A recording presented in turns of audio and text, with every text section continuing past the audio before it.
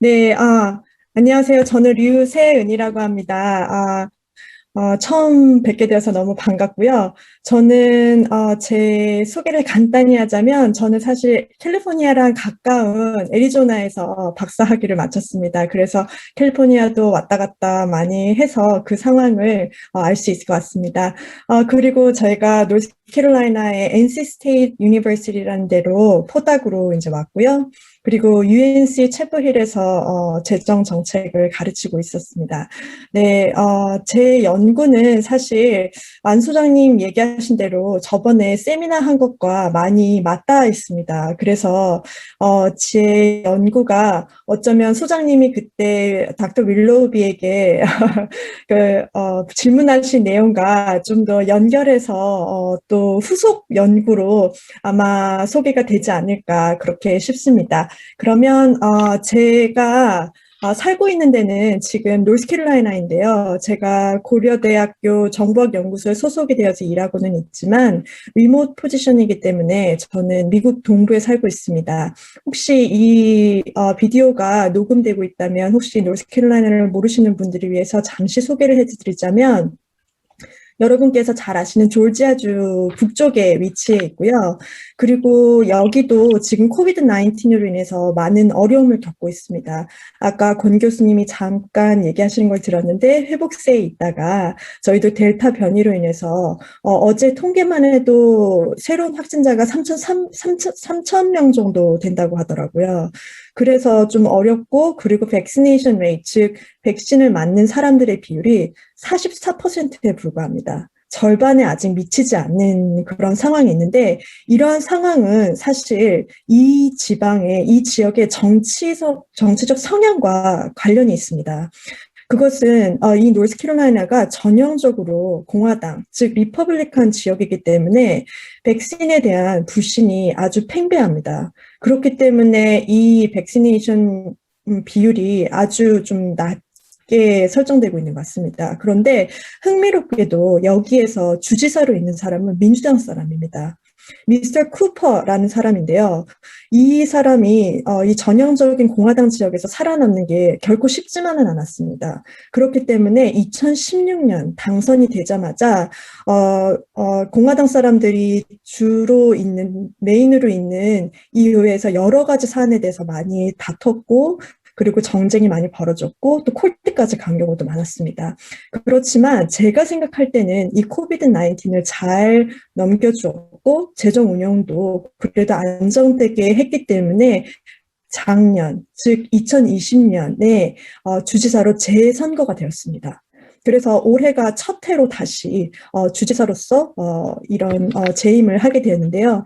제가 이렇게 장황하게 정치적 이야기를 한 이유는 바로 제 논문과 관련이 있기 때문에 미리 말씀을 드렸습니다. 제 논문은 사실 지금 안 계시지만 한국에서 들으실 시도지사 여러분의 어떤 재정 운영의 행태와 관련된 이야기입니다.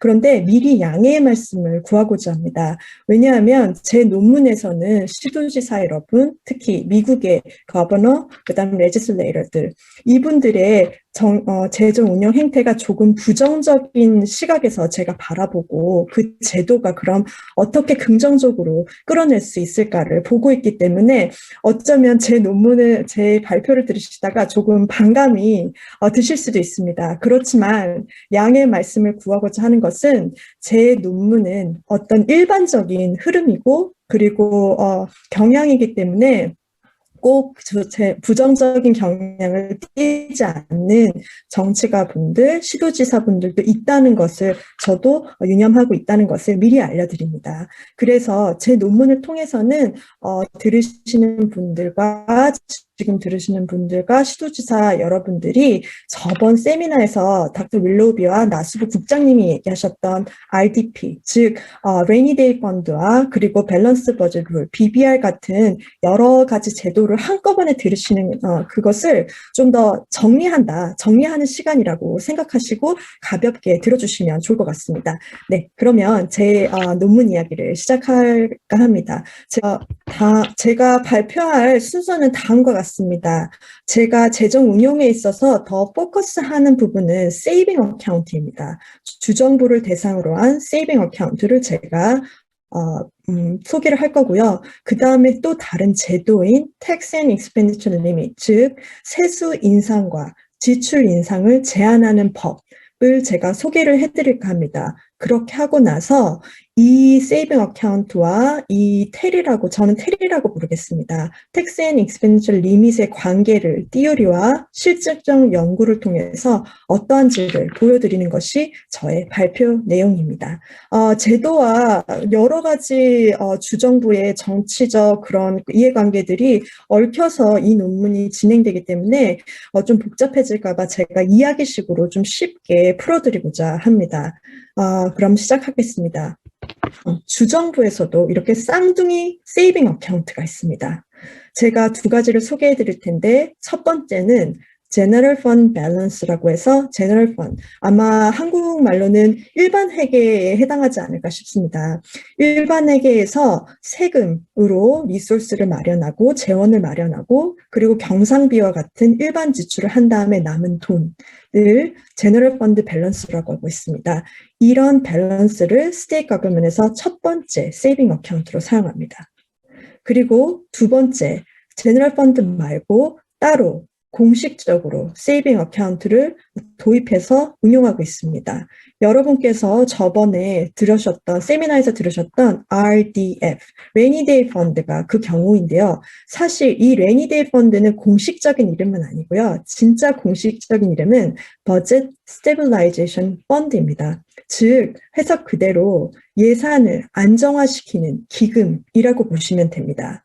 이 기금은 미리 아시는 대로 emergency 그리고 이런 긴급 재난 때 사용할 수 있도록 제정되어 있고 법으로 규정되어 있습니다. 아시다시피 최근에 벌어진 코비드-19 팬데믹과 마찬가지 그리고 또 랜섬웨어 이번에 해킹 당했죠. 그때 쓸 수 있고 그리고 September 11과 같은 테러 그리고 캘리포니아에서 자연재해, 산불이나 여기서는 허리케인과 같은 이런 재해가 많이 일어나는데요. 이때 긴급적으로 사용할 수 있는 돈이 Budget Stabilization Fund라고 합니다. 제가 발표를 하는 동안 RDF, Rainy Day Fund, BSF 이렇게 같은 말로 제가 사용하도록 하겠습니다. 그렇다면 제가 이 두 가지 쌍둥이 같은 세이빙 어카운트의 특징에 대해서 조금 더 자세히 설명해 드리고자 합니다. 이 제너럴 펀드 밸런스 같은 경우는 남은 돈을 자유롭게, 비교적 자유롭게 지출하실 수 있습니다. 그 대상은 이것을 들으시는 지도지사 여러분, 그리고 정치가들, 정책 결정자들이 이 밸런스를 좀 더 자유롭게 사용할 수 있습니다. 언제, 어떻게, 이렇게 언제 사용해야 되는지 그것에 대한 규정이 별로 없습니다. 그렇기 때문에 대부분의 실질적으로 제너럴 펀드 밸런스를 이 레이니 데이 펀드, 즉 RDF로 트랜스퍼해서 쓰시거나 아니면 캐피털 프로젝트, 인프라스트럭처 같은 그런 큰 펀드에 트랜스퍼해서 쓰시기도 하고요. 그리고 다른 특별회계, 스페셜 펀드에서 에듀케이션, 교육, 메디케어, 메디케이드 그런 의료와 관련돼서 트랜스퍼해서 쓰시는 경우도 많습니다. 그래서 이런 제너럴 펀드 밸런스는 규정이 없기 때문에 좀 정치가분들이나 정책 결정자분들이 자유롭게 사용하실 수 있는데 굳이 제너럴 펀드 밸런스와 관련된 제도를 찾자면, 제한을 찾자면 밸런스드 버짓 리ኳ어리먼트를 둘 수 있습니다. 한국에 있는 제도로는 균형 예산 제도와 비슷한 것 같습니다. 그래서 이 부분은 제너럴 펀드를 마이너스로 절대 숏볼을 하지 않게 만드는 그런 규정이 밸런스드 버짓 리ኳ어리먼트라고 할 수 있습니다. 그러므로 밸런스는 여기서는 항상 0보다는 높게 그렇지만 0에 가깝게 쓰는 것이 그런 일반적인 규정입니다. 그렇지만 BSF, 즉 레이니 데이 펀드의 사용과 그리고 입출금에 대해서는 제대로 된 엄격하진 않지만 그래도 제한이 있습니다. 이 버젯 스테빌라이제이션 펀드는 거의 대부분의 50개 주에서 다 사용하고 있고요. 다른 이름으로 사용하고 있지만 거의 다 이 펀드를 운용하고 있습니다. 그런데 이 BSF의 입출금, 디파짓, 드로를 제한하는 법은 주마다 여러 가지가 있습니다. 그래서 예를 들어 드리면 좀 더 엄격하게 디파짓과 그리고 출금을 공식을 사용해서 출금할 수 있게 또 해놓고요. 그리고 언제 사용해야 되는지를 명확하게 규정하고 있습니다. 예를 들어서 디파짓 같은 경우는 그냥 남았다고 해서 다 이 BSF에 쓸 수 있는 것이 아니라 캡이 있어서 5%, 10%그 이상은 저금을 하지 못하게 되어 있는 주도 있고요. 그리고 어떤 데에는 포뮬라를 이용해서 인구의 증가분 그리고 인플레이션을 다 계산해서 이만큼만 사용할 수 있고 그리고 여기에 넣을 수 있다. 라고 규정해 둔 주도 있습니다. 그와 반면에 덜 엄격하게 BSF에 넣을 수 있는 돈이나 사용할 수 있는 돈을 의회에서 그냥 과반수로 결정할 수 있거나 아니면 주지사의 재량에 의해서 넣고 빼고를 할 수 있는 경우도 있습니다. 이 부분은 좀 덜 엄격한 주고요. 포뮬라나 아니면은 언제 사용할 수 있나 꼭 재난 때만 사용해야 된다라고 해서 케이스를 만들어두는 경우에는 좀 더 엄격한 운용이 되고 있다고 할 수 있습니다. 이렇게 서로 다른 이 두 어카운트의 기능에 대해서 말씀드리겠습니다. 그 효과성에 대해서 지금까지 기존 연구들이 많이 해왔는데요.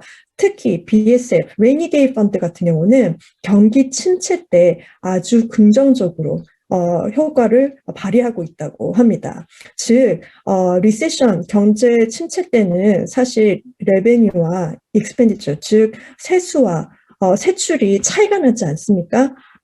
그 갭을 막아주는 역할을 레이니 데이 펀드가 하고 있는데 그것이 진짜 실질적으로 이렇게 효과가 있고 회복되는데 도움이 되고 있다라고 학계에서 얘기하고 있습니다. 그리고 실증적 연구가 많이 나왔고요. 그에 반해서 제너럴 펀드 밸런스의 기능을 봤을 때 리세션 때 꼭 효과가 있는 것은 아니다. 어쩌면은 이게 도움이 안 될 수도 있다. 그 버젯 갭을 리커버하거나 회복시키는데 도움이 안 된다라는 그런 연구들이 더 많습니다. 그렇다면 우리는 한번 질문을 해볼 수 있겠습니다. 제너럴 펀드 밸런스는 왜 효과성이 없는가? 같은 세이빙 어카운트인데 그에 반해서 버젯 스테빌라이제이션 펀드, 즉 레이니 데이 펀드는 왜 리세션 때 효과성을 보이고 있는가? 라는 질문에 대해서 마음속으로 어쩌면 이 BSF 룰이 있으니까 이게 제한되고 제너럴 펀드 밸런스에서는 별로 룰이 없으니까 그렇지 않을까라고 생각해 보실 수도 있습니다. 저는 그것에 또 주목을 하지만 그것보다 더 정치적인 힘, 정치적인 어떤 이펙트에 대해서 생각을 해보았습니다. 왜냐하면 제너럴 펀드 같은 경우에는 제가 아까 말씀드렸다시피 좀 더 입금은 아니지만 출금, 즉 지출이 좀 더 자유롭다고 하지 않았습니까? 그렇다고 하는 것은 이것은 주지사나 아니면 의회 의원들에게 좀 더 재정적인 융통성, physical flexibility라고 많이들 얘기하시는데요. 이것을 부여해 드릴 수 있습니다. 그렇기 때문에 이것을 진짜 필요한 것, 리세션 때 버짓 갭을 줄이는 데 쓰실 수도 있지만 또 정치가 입장에서는 다른데, 즉 선거와 같은 그런 중요한 그런 이벤트를 위해서 쓰실 수도 있기 때문에 이러한 효과성이 떨어진다라고 이야기를 합니다. 그래서 제가 생각하고 있는 모델링은 다음과 같습니다. 이것은 기존 연구에서 이제 얘기를 하고 있는데요. 제너럴 펀드 밸런스와 BSF, 레이니 데이 밸런스를 다 합쳐서 피지컬 리저브라는 말을 쓰고 있습니다. 그런데 이런 정치가들이 이 리저브를 꼭 리세션 때나 재난 때만 사용하는 것이 아니라 리세션이나 재난이 없을 때에는 선거가 자기한테는 참 중요하기 때문에 이 선거의 승리를 위해서 좀 리저브를 사용할 수 있다라고 기존 연구에서 얘기하고 있습니다. 지금 들으시는 시도지사 여러분들 중에는 그렇게 엘렉션에 대해서 이 지출을 하지 않는 경우도 있다라고 생각할 수 있습니다. 좀 더 소신 있게 하실 수도 있지만 또 이러한 경향이 나타나고 있다는 것도 미리 이야기를 드립니다. 그래서 기존 연구에서는 다음과 같이 나타나고 있습니다.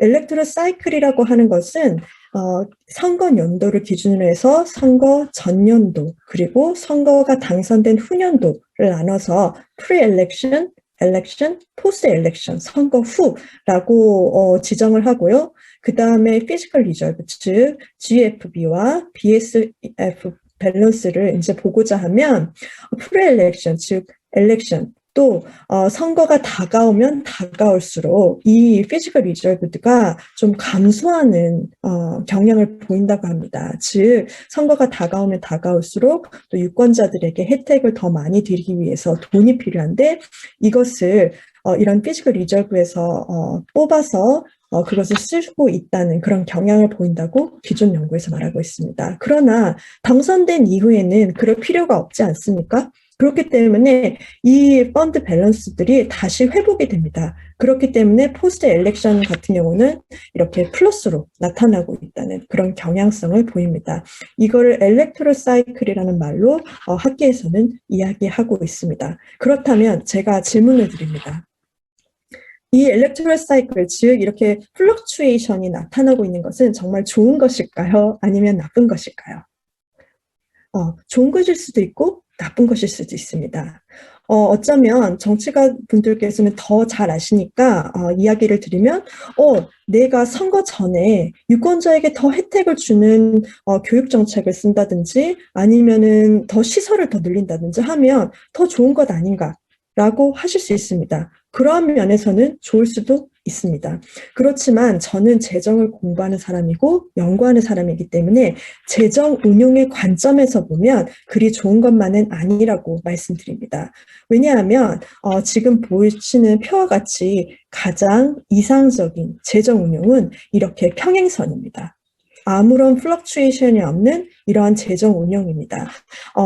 세미나에서 닥터 밀로비 교수님이 안 소장님이 질문을 하셨을 때 누가 이 코비드 19을 누가 더 잘 회복하고 재정 운영을 잘할 수 있는 그 요인이 무엇이었느냐라고 질문하셨을 때 지금까지 계속해서 책임감 있게 잘 해온 정부가 그랬다라고 얘기하셨지 않습니까? 그것을 제 컨텍스트에서 보시면 다음과 같습니다. 아무런 외부의 환경의 변화 없이 이렇게 안정적으로 지속적으로 하는 것이 제 입장에서의 책임감 있는 재정 운용입니다. 그렇게 했을 때만이 진짜 리세션이 닥쳤을 때 그리고 진짜 코비드 19과 같은 팬데믹이 왔을 때 그때 가지고 있는 돈으로 대응하고 다시 리커버할 수 있는 그러한 재정 운용을 보일 수 있습니다. 이것이 제가 말하는 그리고 다른 학자들이 말하는 이상적인 재정 운용입니다. 그러나 여기 플럭추에이션 된 이 그래프를 보십시오. 여기 엘렉션이 있고요. 그 다음에 엘렉션 플러스 1은 엘렉션 후를 말합니다. 당선된 후를 말합니다. 다시 보시면 다시 말하면 그 엘렉션 때 선거 때는 이렇게 지출이 확 떨어졌다가 다시 당선 후에는 다시 회복되거나 더 늘어나는 이러한 변화를 보이게 됩니다. 그렇다고 하면 저는 여기에 대해서 우려를 표시합니다. 왜냐하면 만약에 이 엘렉션 때 이 선거가 다가올 때 갑자기 팬데믹이나 리세션이 왔다고 하면 분명히 지출은 더 내려가야 합니다. 더 써야 합니다. 그렇다면 세이빙 어카운트는 당연히 그 레벨이 줄어들 것이고 그 다음에 이것을 회복시켜야 하는 그 부담감 또한 커지게 됩니다. 이 재정을 다시 회복시키는 방향은 일반적으로 두 가지입니다. 페더럴 거버먼트, 즉 연방정부에서 기금을 오기를 기다려야 되는 것도 있고요. 그 다음에 다른 것은 이 주민들에게 세금을 더 부여하는 그런 방법이 있습니다. 그러나 이렇게 어려운 때에 주민들에게 세금을 더 부여하는 것은 재정적 부담을 안기는 것이고, 그리고 코비드 19 때는 페더럴 거버먼트에서 즉각적으로 기금이 왔지만 대부분의 상황에서는 기다려야 합니다. 먼저 쓰고 주정부가 먼저 쓰고 나서 그 다음에 타임 렉을 가지고 다시 채워지는 거기 때문에 이 렉을 견디기가 주정부가 쉽지만은 않습니다. 그렇기 때문에 제가 보는 재정 운영의 퍼스펙티브에서는, 시각에서는 이런 플렉추에이션은 사라져야 합니다. 즉, 다 사라질 수는 없겠지만 이 높이를 낮추어서 다시 이런 평행선으로 다가가는 것이 좋다고 말할 수 있습니다. 그렇다면 도대체 어떻게 이것을 다시 평형 상태로 돌릴 수 있을까요? 저희는 텍스 앤 익스펜디처 리밋을 주목하였습니다. 세금 인상과 지출 인상을 막는 제한에 분명히 답이 있을 것이다 라고 얘기를 드렸는데요. 이것을 설명하기 위해서 제가 주정부에서 관련된 3가지 제도를 말씀드릴까 합니다. 아까 말씀드렸듯이 BSF, Rainy Day 펀드의 입출금을 규정하고 제한하는 룰이 첫 번째이고요. 두 번째는 제너럴 펀드에서 마이너스가 되지 않도록 막는 밸런스 버짓 룰, BBR이라고 얘기를 합니다. 이것이 있고요. 세 번째로 가장 대표적인 것이 Tax and Expenditure Limit, 즉 텔이라고 합니다.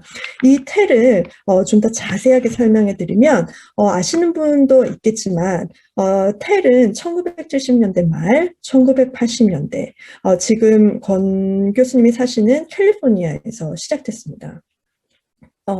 캘리포니아 지방 정부와 주정부에서 property tax, 즉 재산세를 올리려는 움직임을 보였고, 또한 제너럴 펀드의 밸런스가 많이 쌓여 있다는 것을 캘리포니아 주민들이 인지하기 시작했습니다. 그렇기 때문에 거기에 대해서 매우 반발했습니다. 아니, 내 텍스 머니를 가지고 계속 쌓아놓기만 해? 그리고 왜 텍스를 올리는 거야? 라고 하는 반발심을 가지고 텍스 리볼트 운동이 일어났습니다. 그래서 좀 더 작은 정부, 스몰 거버먼트를 지향하는 우리 주민들이 주정부들에게 텍스 앤 익스펜디처 리밋을 도입을 할 것을 이렇게 제안하였고, 또 그것이 받아들여졌습니다.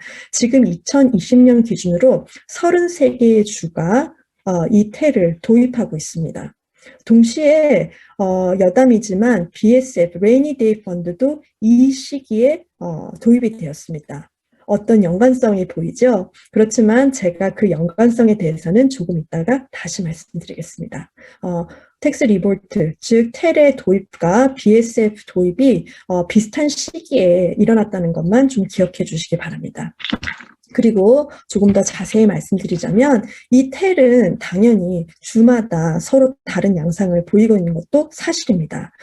예를 들어서 좀 덜 엄격한 주에서는 BSF 룰 같이 가버너의 재량이나 의회 과반수만 나오면 세수를 인상할 수 있고, 특히 세금 비율 그리고 지출을 좀 더 인상할 수 있습니다. 그렇지만 좀 더 엄격하게 규정하고 있는 주는요, 헌법에 이 규정을 제시해 놓고도 있고요. 그리고 텍스를 인상하기 위해서는 주민 투표를 거쳐야 합니다. 주민 투표를 거치는데 더 엄격한 주에서는 슈퍼 머저리티, 즉 주민의 3분의 2 또는 더 되는 워싱턴 같은 주에서는 4분의 3을 넘겨야지만 이 텍스 인크리즈 그리고 스펜딩 인크리즈가 가능합니다. 그리고 또한 더 엄격한 주에서는 자기의 텔의 제한보다 더 많이 세수를 거뒀을 경우에는 그 여유분을 다시 텍스페이어에게 돌려주는 리펀 리ኳ이어먼트까지 규정하고 있습니다. 그렇게 약하게 운영하는 주와 그리고 강하게 운용하는 주가 있습니다. 자, 그렇다면 다시 한번 저희가 질문을 드립니다. 이 텔이 과연 재정 운용을 이상적으로 운용할 수 있게 일렉션과 관련된 그 플럭추에이션을, 베리에이션을 줄일 수 있을 것인지, 그 효과성은 어떠한지 다시 질문을 드립니다. 그것이 저의 연구 질문이기도 합니다. 자, 이것을 보기 위해서 저희가 기존 연구를 한 번 더 살펴보았습니다. 리졸브 관련돼서 가장 대표적인 학자가 이호 교수입니다. 호 교수의 논문들이 굉장히 많은데요. 그 중에서 이 우리 연구와 같이 관련된 연구를 보자면 테리, 즉 세금 인상과 지출 인상을 제한하는 법을 도입하는 주일수록 제너럴 펀드의 밸런스가 감소한다는 그러한 연구 결과를 보이고 있습니다. 이것은 무슨 말이냐면 테리를 도입한 주들이 제너럴 펀드에 돈을 많이 쌓아놓고 있지 않다는 것을 말합니다. 즉 테리 원하는 대로 우리 텍스 리볼트를 만든 그런 주민들이 원하는 대로 그 방향대로 가고 있다는 긍정적인 효과를 얘기합니다. 그렇지만 와그너 소벨 여기 2006년 논문에서는 더 흥미로운 결과를 제시하는데요. 여기 보시면 테를 도입한 주에서는 레이니 데이 펀드를 도입할 가능성과 확률이 높다라고 얘기합니다. 자, 이것은 무슨 말인지 제가 호우 교수님 거 논문과 와그너 소벨 교수님의 논문을 통해서 말씀드리고자 합니다. 즉, 테를 도입한 주일수록 제너럴 펀드에 있는 밸런스가 줄어듭니다. 이것은 주민들이 원하는 바이기도 하지만 어쩌면 정책 결정자들에게는 좋지 않습니다. 왜냐하면 내가 써야 되는 돈이 있고 특히 내가 선거를 앞두고 써야 되는 돈이 있는데 이런 재정 운용을 할 수 있는 밸런스가 적어진다는 것은 별로 좋지 않기 때문입니다. 그렇기 때문에 그런 주에서 BSF, 레이니 펀드를 개설합니다. 따로 계산해서 여기에 돈을 넣어두고 내 피지컬 플렉서빌리티를 늘리려고 한다는 경향성을 와그너 소벨은 이야기하고 있는 것입니다.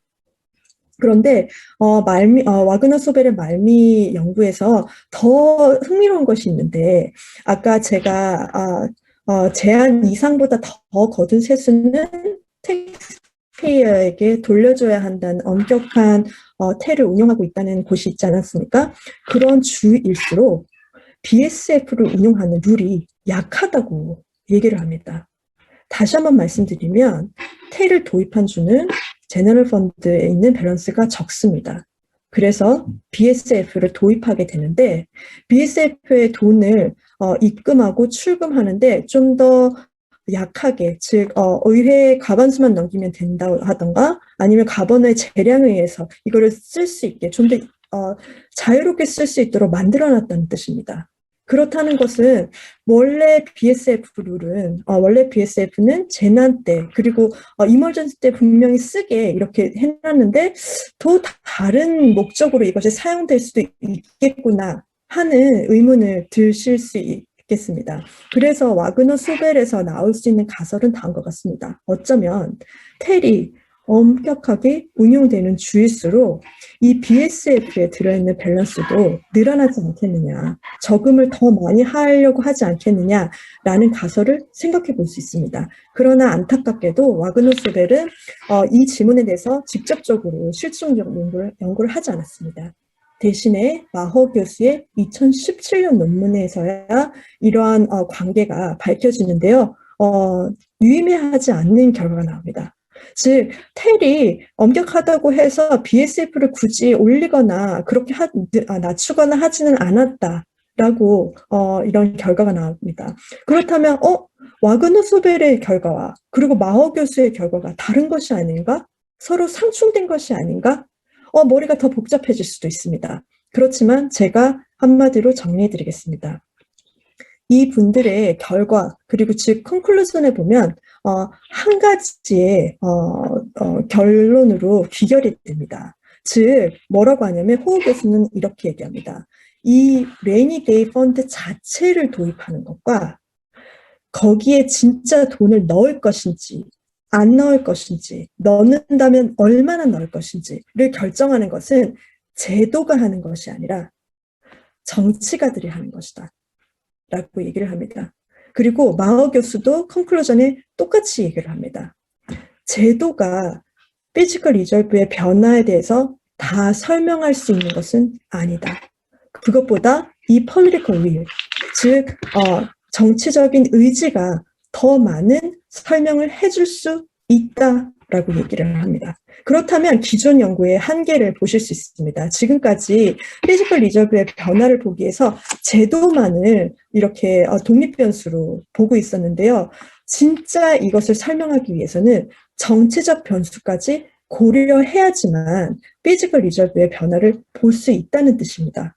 그렇기 때문에 저희는 이 제도 말고 이 엘렉션, 즉 선거와 관련된 정치 변수를 더 넣고 연구를 시작하였습니다. 자, 그렇다면 저희의 가설은 사실 와그너 소벨과 비슷합니다.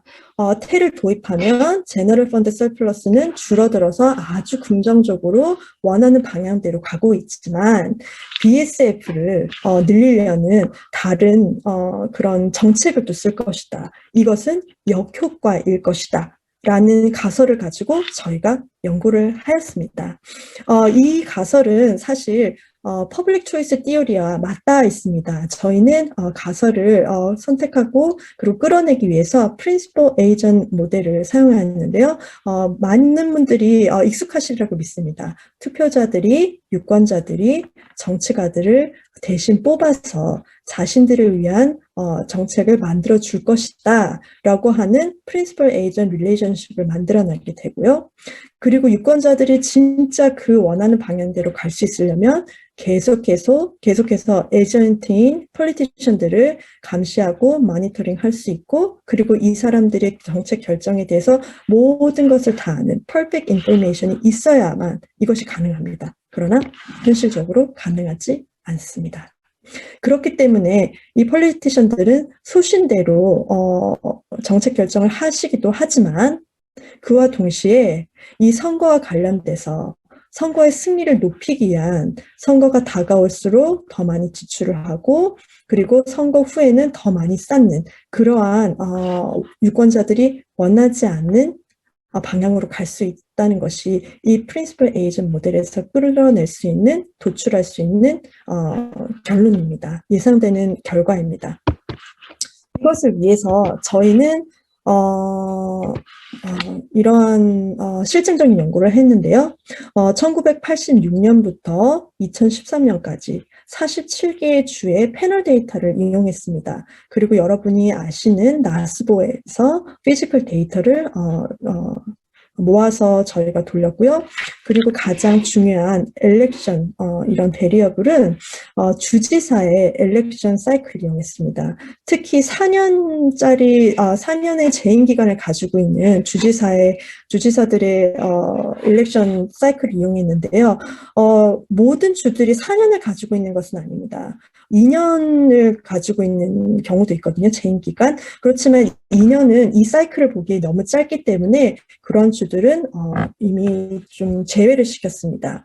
그리고 알래스카 같은 경우에 세미나에서 계속 들으셨듯이 severance tax라고 해서 그것은 알래스카 고유의 그런 석유와 관련된 그런 텍스들이 많은 주들은 좀 다른 주들과 재정 상태나 스트럭처, 구조가 다르기 때문에 제외를 시켰습니다. 그렇기 때문에 저희는 47개의 주만을 가지고 이 연구를 시작하였습니다. 그리고 텔에 관련된 인덱스는 아미엘 델러 마허 교수가 2014년에 개발한 그런 메저를 가지고 리그레션을 돌렸습니다. 회귀 분석을 했고요. 여기는 복잡해서 넘어가겠습니다. 그래서 저희 결과를 보여드리겠습니다. 결과에서 보시면 두 번째 컬럼, 네 번째 컬럼을 보시면 알 수 있습니다. 두 번째 컬럼은 GFB, 제너럴 펀드 밸런스에 관한 것이고요. 네 번째 컬럼은 레이니 데이 펀드 밸런스입니다. 그리고 제가 노란색으로 하이라이트 해놨는데요. 먼저 E-1, 2 플러스 1을 보시면 2는 엘렉션이에요. 즉 선거 연도를 말하고 E-1은 선거 전연도를 얘기를 합니다. 그리고 2 플러스 1은 선거 후를 얘기하는데요. 여기 이제 하이라이트 핸들을 보시면 E-1, 즉 선거 연도와 선거 전연도의 마이너스를 나온 것을 보실 수 있습니다. 그러나 선거 후 연도에는 유의미하지 않은데요. 이 말씀은 GFB와 BSF를 분명히 선거가 다가옴에 따라서 많이 지출하고 있구나. 이런 뚜렷한 양상을 보실 수 있습니다. 그런데 더 중요한 것은 이 텔의 효과성이겠지요. 텔의 효과성을 보기 위해서 저희는 이렇게 곱하기 인터랙션 베리어블을 돌렸습니다. 선거 전년도와 텔의 인터랙션, 그리고 선거 년도와 텔의 인터랙션, 그리고 선거 후년도와 인터랙션을 돌렸을 때 이 하이라이트 된 데를 보시면 여기 플러스로 보이실 겁니다. 이 플러스라는 말은 무슨 말이냐면요. 이것이 두 개가 이 마이너스로 되고 지출되고 있는 부분을 상쇄시킨다는 말입니다. 점점 줄여나간다는 말입니다. 곧 우리가 예상한 대로 지출하려고 하는 경향성을 텔이 줄일 수 있다는 말입니다. 즉 예상한 바와 같이 텔은 GFB에 대해서는 긍정적인 효과를 나타내고 있습니다. 그러나 그 다음 네 번째 컬럼을 보시겠습니다. 여기서 보시면 선거 전년도와 선거 후년도는 비슷하게 플러스로 나타나서 이 지출을 막으려고 하는 좋은 긍정적인 효과를 가지고 있습니다. 그런데 마지막 이 플러스 1, 여기 인터랙션 베리어블에서는 플러스로 똑같이 나타나고 있음을 보입니다. 비록 BSF를 선거 후년도에 늘리지는 않았지만 분명히 텔이 좀 더 엄격하면 엄격할수록 더 BSF를 쌓으려고 한다는, 저축을 더 많이 하려고 해서 역효과를 일으키고 있다는 것을 이 실증적 연구를 통해서 저희 가설을 입증하고 있습니다. 이것을 좀 그림으로 설명해 드리면 더 쉬울 것 같습니다. 여기서 보시면 제가 말씀드린 대로 가장 이상적인 것은 이 평형선입니다. 아무것도 변하지 않는 이 평형선인데 여기에서 GFB 같은 경우에 원래 이 회색 점선을 보시면 텔이 없을 때, 이 제도가 없을 때 나타나는 양상입니다. 일렉션이 다가올수록 더 줄여지고 더 지출을 하고 그리고 그 위에는 쌓는 그러한 방향을 보시는데 근데 여기에 까만색 점으로 된 굵은 점으로 된 이 선을 보시면 이것은 엄격한 텔을 사용하고 있는 주들의 그래프 결과입니다. 즉 다시 이 안정되고 있는 그 선에 다가가고 있음을 보일 수 있습니다.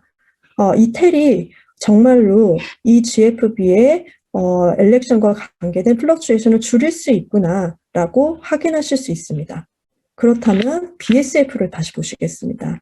제일 안정된 부분은 이렇게 한 줄로 되어 있는 부분인데요. 그 부분에서 비교 대상인 이 텔이 없을 때는 이렇게 플럭추에이션이 나타나고 있습니다.